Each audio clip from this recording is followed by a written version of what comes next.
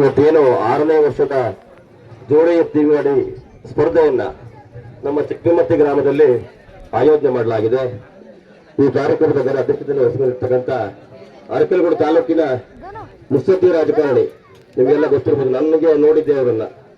ಅವರ ಕೆ.ಜಿ. ಮಲ್ಲಪ್ಪನವರ ಸುಪುತ್ರರಾದಂಥ ಡಾಕ್ಟರ್ ಮೋಹನ್ ಮಲ್ಲಪ್ಪ ಸರ್ ಅವರೇ, ಹಾಗೂ ನಮ್ಮ ತಾಲೂಕಿನಲ್ಲಿ ಸಮಾಜ ಸೇವಕರು ಒಂದಲೇ ಪ್ರಸಿದ್ಧಿಯಾಗಿರ್ತಕ್ಕಂಥ, ಕೆಲವು ಕಣ್ಣಿಗೆ ಕಂಡ್ರೆ ಕೆಲವು ಕಣ್ಣಿಗೆ ಕಾಣದ ರೀತಿಯ ಅತಿ ಹೆಚ್ಚಿನ ಸಮಾಜ ಸೇವೆಯನ್ನು ಮಾಡ್ತಿರ್ತಕ್ಕಂಥ ಆತ್ಮೀಯರಾದಂಥ ಸುರೇಶ್ ಅಣ್ಣವರೇ, ಹಾಗೂ ಈ ಗ್ರಾಮದ ಮುಖಂಡರು ಹಾಗೂ ಮಾಜಿ ಗ್ರಾಮ ಪಂಚಾಯತಿ ಅಧ್ಯಕ್ಷರು, ನನ್ನ ಆತ್ಮೀಯ ಸ್ನೇಹಿತರಾದಂಥ ಸಣಸಮಣ್ಣವರೇ, ಹಾಗೂ ಹಾಲು ಉತ್ಪಾದಕರ ಸಹಕಾರ ಸಂಘದ ಕಾರ್ಯದರ್ಶಿ ಮತ್ತು ನನ್ನ ಆತ್ಮೀಯ ಸ್ನೇಹಿತರಾದಂಥ ಪ್ರಭಾಕರ್ ಅವರೇ, ಮತ್ತು ಸುನೀಲ್ ಸಣಸಮಣ್ಣವರ, ರಾಮಣ್ಣವರ, ಉಮೇಶ್ ಅಣ್ಣವರ, ಹಾಗೂ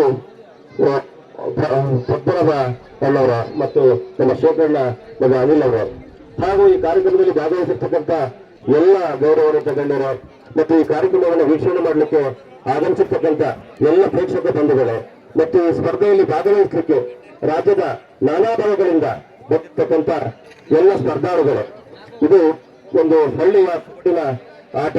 ಯಾಕೆ ಅಂತ ಅಂದ್ರೆ, ಹಳ್ಳಿಯಲ್ಲಿ ಯಾರು ಎತ್ತು ಕಟ್ತಾರೋ, ಯಾರು ಎತ್ತಿನ ಬಗ್ಗೆ ಒಲವಿರ್ತದೆ, ಯಾರು ಅದೆಷ್ಟೇ ಆಗ್ಲಿ ತುಂಬಾ ಬಂಡವಾಳಗಳನ್ನು ಹಾಕ್ತಾರೋ, ಆಸಕ್ತಿ ಇರುವಂತ ಗ್ರಾಮಗಳನ್ನು ಮಾತ್ರ ಇವನ್ನ ಮಾಡ್ಲಿಕ್ಕೆ ಸಾಧ್ಯ. ಎಲ್ಲ ವರ್ಗಗಳನ್ನು ಕೂಡ ಮಾಡ್ಲಿಕ್ಕೆ ಸಾಧ್ಯ ಇಲ್ಲ. ಯಾರು ಹಳ್ಳಿಯ ಜನ, ರೈತಾಪಿ ಕುಟುಂಬ, ಯಾರೆಲ್ಲ ಹಳ್ಳಿಕಾರ ಬಗ್ಗೆ ಅಭಿಮಾನ ಇಟ್ಕೊಂಡಿರ್ತಾರೆ, ಈಗ ಬಂದಿರ್ತಕ್ಕಂಥ ಸ್ಪರ್ಧಾಳುಗಳು ಕೂಡ ನಾವು ಕೊಡುವಂತ ಬಹುಮಾನ ಅವ್ರಿಗೆ ಏನೇನೂ ಇರೋದಿಲ್ಲ. ಅದೊಂದು ಅವ್ರು ಬರ್ತಕ್ಕಂಥ ಖರ್ಚಿರ್ಬೋದು, ಬಾಡಿಗೆ ಇರ್ಬೋದು, ಅವರ ಗಾಡಿ ಕಟ್ಟ ಕರ್ಕೊಂಡು ಬರುವಂತ ಎಲ್ಲ ವ್ಯಕ್ತಿಗಳು ಕರ್ತದೆ. ಆದ್ರೆ ಇದೊಂದು ಕಲೆ.